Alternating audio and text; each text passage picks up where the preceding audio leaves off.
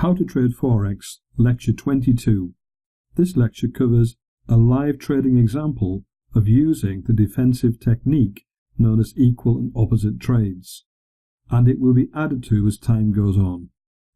Hello and welcome to this video. We're looking here at the equal and opposite defensive strategy, and I'm going to use the figures that have been taken from the forextradermagazine.co.uk website in the live trading experiment. The experiment started in January of 2014 and it ran very well indeed up to the end of September or the beginning of October 2014. At that time we placed a buy trade that had to be defended. Until then all of our trades had not had to be defended, and that's quite typical. So this video will take us through the steps that we're using now to manage this trade to try and get out of it intact and with more profit in fact. The video will be updated on a regular basis as we complete more steps in the management process, so you may need to come back and watch this several times. When we actually complete the process, I'll put a note in at the beginning of this video to tell you that the whole process is now complete, and then you don't need to come back and see it again except as a reference. So let's get underway. Here we are. This is a daily chart on the 24th of September 2014, and we've entered a buy trade at 1.66310. That's this area here, represented by the blue line. The following day, 25th of September, we put a defensive sell limit order at 1.62330. That's this orange line here. Now that is 98 pips below the buy trade that's being defended. That's a long way and more than I would normally be comfortable with, but for the sake of a demonstration I'm quite happy to go with it. So not only did we place this as a limit order, on the same day, the 25th, it actually got triggered, and that's just where this little doji type candlestick here cut below the line and took us into it.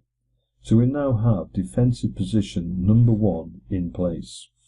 The following day, the 26th of September, the defensive sell limit order of volume 2 was moved down from 1.62330 to 1.60295. This was to get it below the recent lows that had occurred in the various candlesticks. So the new gap is here.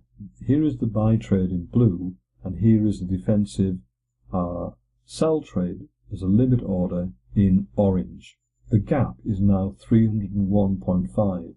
Remember it's volume 2, so if that's triggered, we'll be managing and defending a gap here of over £600. On the 2nd of October 2014, the defensive sell limit order of volume 2 at 1.60295 was triggered and gave us a gap to defend of 301.5 pips. We're now into our second defensive position. On Monday the 6th of October, profit was taken on that defensive trade. The profit was 12.21 pips, taken at 1.60110. That gave us £20.42 after the spread. A new volume 2 defensive sell trade was then set at the even lower level of 1.59758. You can see it here with the blue and orange lines again. So we've got an even bigger gap to defend, and this is our third defensive position. So far from closing these two, we're actually seeing them open up at present. On Thursday the 9th of October 2014, the volume 2 defensive sell trade, which had been set at 1.59758, was cancelled and it was replaced at 1.60950. Now that's a good improvement. We've now actually moved the two trades closer together. That's more of what we actually want. So we finished the week, Friday the 10th of October 2014, with a volume 2 defensive trade limit order set at 1.60950 with a take profit in position at 1.60840.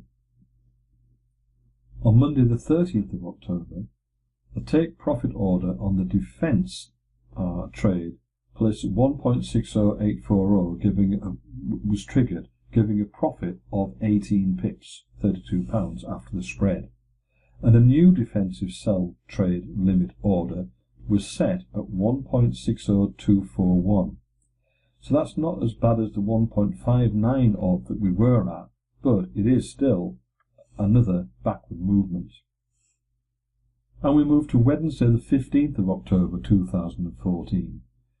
A defensive sell trade order triggered at 1.60241, and the additional buy trade was entered on this day, so there was a big fall and the price went down to 1.59 odd, slightly below that, and we got in with a buy trade at 1.5905 and then closed that at 1.60140, taking a very good profit of £292.20. The point here is that while we were defending the original buy trade, because we had a defense mechanism in place, we could still take advantage and trade, and we did so. Then the take profit order on the defensive trade was also triggered, and we took a profit of £54, and we then replaced the defensive sell trade limit order at 1.60260, and that is our 6th position. We now move forward to Monday the 20th of October, and a defensive sell trade limit order was moved slightly higher again to 1.6055, and here was the gap. So hopefully again we're actually moving in the right direction and beginning to narrow this gap. On Thursday the 21st of October, the defensive sell trade limit order was moved slightly higher again, now up to 1.6040. And this is our 8th position. Here is the gap. On Thursday the 23rd of October 2014, defensive sell trade at 1.60840 remains in place, and the take profit is there too at 1.60715. However, there was a good fall on that day, and we went on to place another additional buy trade, which we entered at 1.60025 and took a profit of 1.60375 of 35 pips. After the spread, that gave us £66 of profit. So we're actually trading very profitably, even though we're defending a buy trade. And we're now at Friday the 24th of October. The take profit on the 1.6840 defensive trade was triggered at 1.60715, giving 12.5 pips or a profit of £21 after the spread.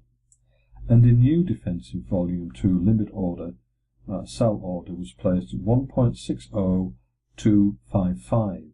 So that is actually widening the gap slightly again. So therefore, up to Friday the 24th of October, so nearly a month from the original day of the buy trade, we have had 9 defensive positions, but we've also taken profit on several of those defensive positions, and we've also had some good profit on additional trades.